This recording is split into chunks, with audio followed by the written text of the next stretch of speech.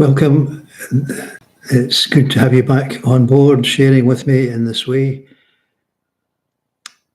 If you've been following me for quite a time, you'll realise that I occasionally change around the order of service or try to offer something that we might not have heard played or sung.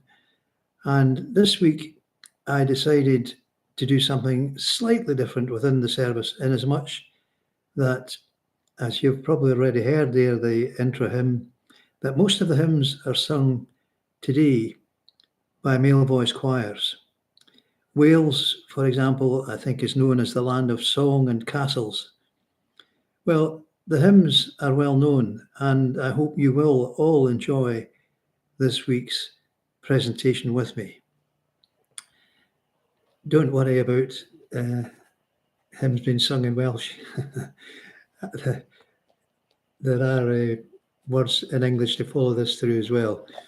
But as I say, I hope I've thoroughly enjoyed over the years, from time to time, listening to a male voice choir. And when massed choirs come together, I think it's once a year in London, it really is quite something. But anyway, you've had a taster with Guide Me, O Thou Great Redeemer.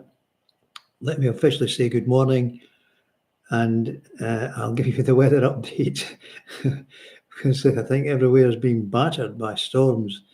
Elspeth and I were out for our morning walk, a newspaper pickup yesterday, and we were literally getting blown off our feet.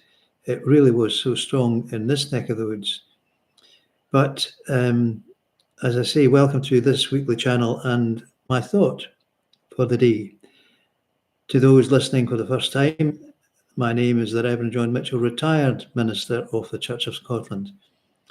And as I say, if you're viewing for the first time, I hope you might enjoy it enough to come back in the future. It's fair to say there's so much going on that it's hard to keep up with hopes being built up towards ceasefires, and then nothing comes of them.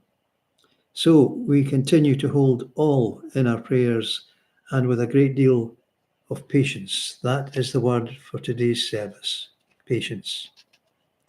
Newscasts daily update us with desolation of flattened buildings, many with people probably still buried within them somewhere.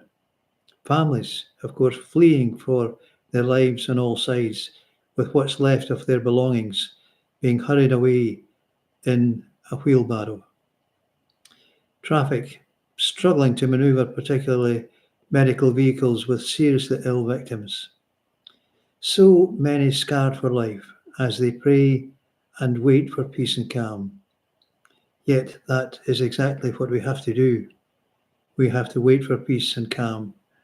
Pray with patience, pray with the understanding that not doing so in isolation of a God who doesn't care, but whose plans will be revealed as he sees fit.